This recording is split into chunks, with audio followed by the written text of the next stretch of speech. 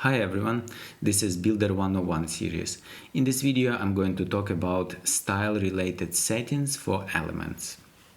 I'm going to open my template. For those of you who was already using another builders, this topic might look familiar actually. For those of you who did not use any builders, it might be something new to learn. So let me break this this tutorial in two phases. In the first phase, I'm going to show you how I add element, how I build my template. So I'm selecting main element, so I'm going to add my elements inside this main. Then I click elements, then I press shift button because I'm going to add several elements at once. So I don't want to close this elements panel while I'm doing so. So first I click div, and then I click while I still pressing shift. Okay, I click on div, so I'm not losing. Again, it's not to lose this elements panel. Then I add the heading, then I click another div. Okay, now I'm ready. So I click this elements button to close it. I'm ready to close this elements panel. And I see, since my this div is already selected, I have my settings for element. Here I'm going to go to Styles tab. This is where I start messing with styles of this element. So first of all, Builderius site builder is using Builderius CSS framework. This is our own framework. Here I'm going to search for class container, and I'm adding container, and because of this class container on the content tab I have some new settings. Let me do my site a bit narrow. So now I click on the heading element. And let's go back to styles, because this tutorial about styles, right? So styles tab, and there are many other styles grouped. So we have typography group, layout, flex child, sizing, spacing, etc. Let's review the first one, typography. So since I selected heading, I want to make it center text align. My text inside the element was centered. I go in to settings, I click in buttons like this.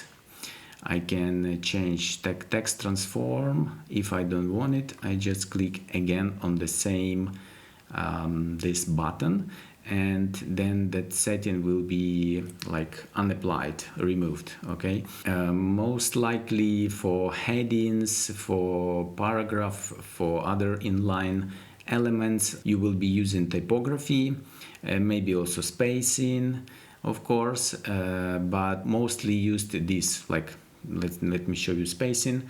So here we have padding, margin. So we actually recreated basically all CSS properties, all most used CSS properties visually. Here I can open them, review. For layout I have this one. Some of these settings are conditionally hidden. For instance, if I click block, nothing happens. If I click flags, because having element with display flags, I would like to use more CSS properties related to flags. So this is why these additional settings are shown here. So when I chosen flags, then I can control direction, align items, etc. So when I click again, so to remove display flags, I don't see those settings anymore. Now, what else? We have advanced group. So here we have those settings which are not presented in visual UI. I mean, by having them, I mean I can type any CSS property. There is no need to wait for implementation, specific CSS property inside the builder, something like this. For some of them, for some of these properties, you are just going to use this advanced. Here you should just type name and then value. For instance, something related to grid, because at the moment we don't have it implemented visually. So if you want to use grid, you still can do this. However, you will be using this advanced category and writing, for instance, I just write display, right? And then I write grid. This is how it works. And then this my element has display grid property. And the last group is related to CSS variables. Here I can create locally scoped variables, and then they will be applied when I use them in specific CSS settings. For instance, when I click this button, there is a small UI. Let me create sample CSS variable. All CSS variables start with 2 dashes, and then I'm just type some name I invented, and then, for instance, the most commonly used color is red. Okay, so I have this CSS variable. Then I can go to typography. I can click color. I can type var and paste my locally scoped variable sample bg color. You see that the color of this heading became red. This is because I declared this variable here with a value red. Here I use it in the CS property color in the UI setting just by typing my this variable. Another possibility to use variables, but not only locally scoped, let me close it. Here in this settings which look like text inputs, there is this icon plus that I can click. Context menu related to CSS variables will be opened, and here I can also search for some variable like color primary, for instance, and click this. Immediately this color variable will be applied. You may notice that upon clicking on the name of the CSS variable, the actual value of the setting will be written like var and then parentheses and inside the name of the variable.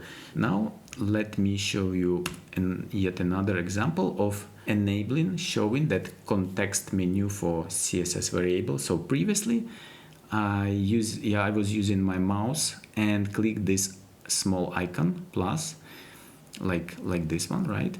But there is another way, shorter. So here, being focused on the setting, I start typing 2 dashes, dash dash, and upon typing the second dash, I again see this CSS variables context menu.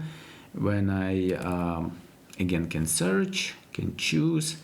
Also there is navigation inside this menu. I can click arrows up or down, or I can use tab to move down or shift up to move up. So whatever you prefer. It is basically this type of field, this type of field. These are text inputs. So write whatever you want and it will be immediately displayed, right? Specifically for font size, when I write, for instance, 3M, when I click tab, so I go to the next field, the value becomes looking like this. So there is a value 3 and EM clearly showing the units. When I again click on in this setting, this value will be automatically selected. There is another type of field like these buttons. I already showed it.